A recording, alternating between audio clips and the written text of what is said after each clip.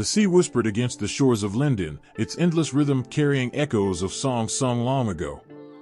Beneath the twilight sky, a solitary figure stood at the edge of the water, gazing westward.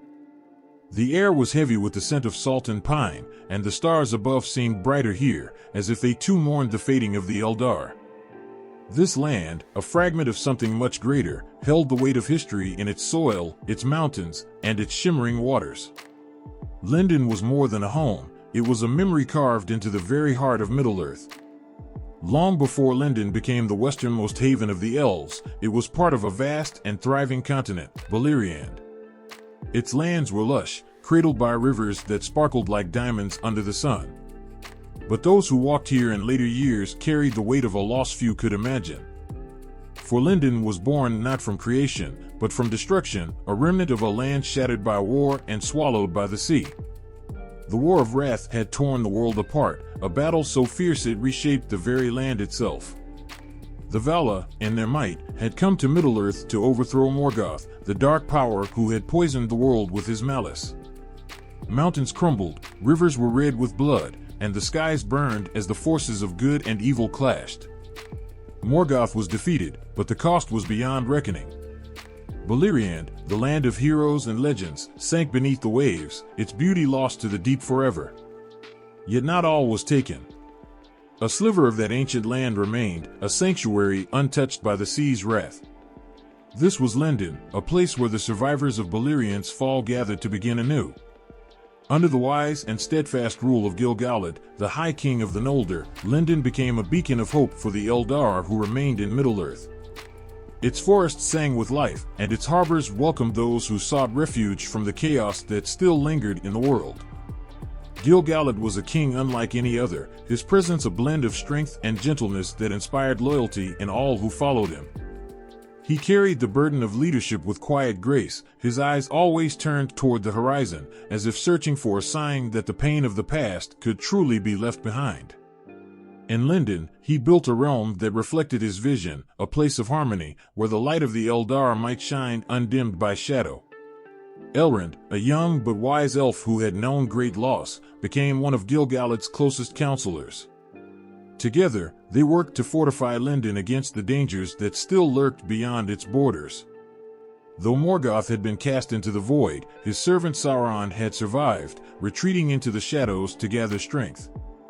The peace of Lindon was precious, but it was fragile, and those who dwelled there knew that the battle for Middle-earth was far from over.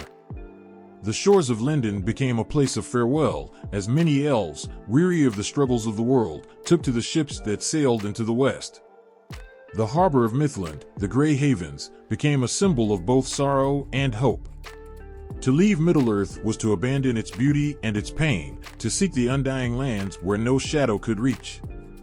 Certain the shipwright, ancient and wise, oversaw these departures, his heart heavy with the knowledge that each ship carried away a piece of what had once made Lindon whole.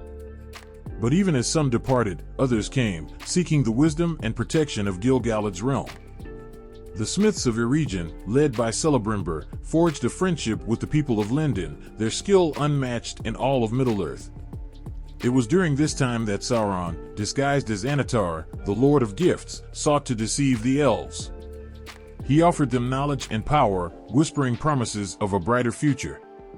Though Celebrimbor and his people welcomed Annatar, Gil-galad and Elrond remained wary, sensing the malice hidden beneath his fair appearance. Their caution proved justified, for Sauron's gifts were a trap.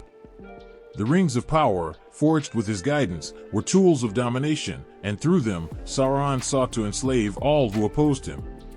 When his treachery was revealed, the war that followed shook Middle-earth to its core. Lindon stood as a bastion against the dark tide, its warriors led by Gil-galad in a fight to preserve what remained of their shattered world. The last alliance of elves and men was forged in the halls of Lindon, a desperate union of two races determined to stand against Sauron's growing might. Gil-galad marched at the head of the host, his spear aglows gleaming in the light of the setting sun. The Battle of Dagorlad and the Siege of Barad-dûr were battles of unimaginable scale, and the sacrifices made their echo through the ages. Gil-galad's death was a blow from which Lindon would never fully recover, his light extinguished even as Sauron was defeated. In the years that followed, Lindon endured as a land of beauty and wisdom, but its heart was forever marked by the losses it had suffered. Elrond, having established Rivendell, became a leader in his own right, but the shadow of Gil-galad's passing lingered in his memory. The Grey Havens remained, a place where the elves of Middle-earth could find solace in their departure, but each farewell left the land a little quieter, a little more empty. The waves that lapped at Lindon's shores carried stories of glory and grief, of love and loss, of hope that refused to fade even in the face of despair. The land itself seemed to remember, its forests and rivers holding the echoes of voices long silenced. Those who walked its paths could feel the weight of its history, the bittersweet beauty of a place that had been both a refuge and a battlefield.